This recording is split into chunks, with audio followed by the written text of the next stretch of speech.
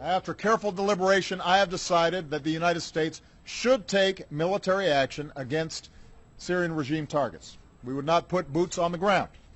Instead, our action would be designed to be limited in duration and scope. Our military has positioned assets in the region.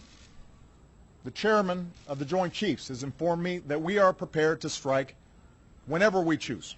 Moreover, the chairman has indicated to me that our capacity to execute this mission is not time sensitive. It will be effective tomorrow, or next week, or 1 month from now.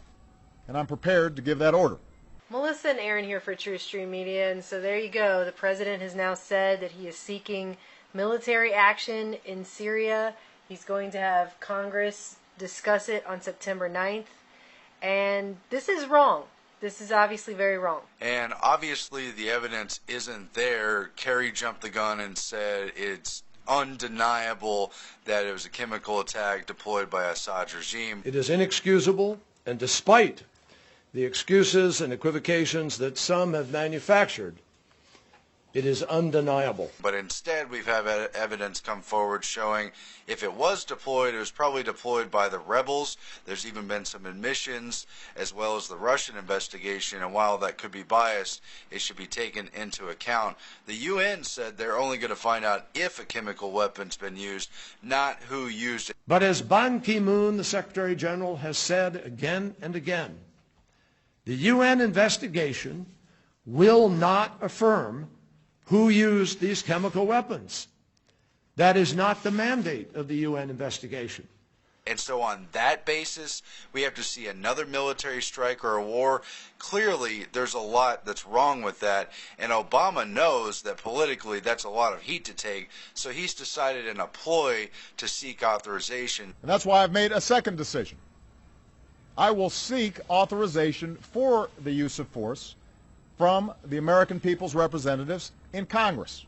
This morning I spoke with all 4 congressional leaders, and they've agreed to schedule a debate and then a vote as soon as Congress comes back into session. And some of his own Congress people and even people in his own party have pointed out that he needs to ask for authorization because there is no imminent threat and there's no justification. The country was not attacked, and it's unclear how this even has to do with American interest. And it obviously doesn't have anything to do with protecting Syrians either, because they're waiting until September 9th to discuss it. So that means 9 days are going to go by.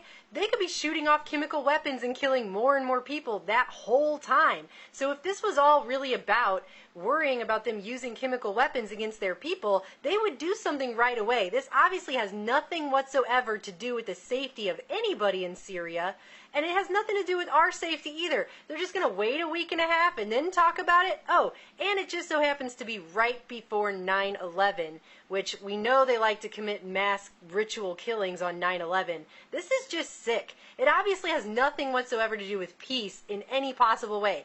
Syria bombed Syria according to Obama, so we're going to bomb Syria? That makes no sense. And obviously, in his own speech, he says we can do this anytime we want. Moreover, the chairman has indicated to me that our capacity to execute this mission is not time sensitive.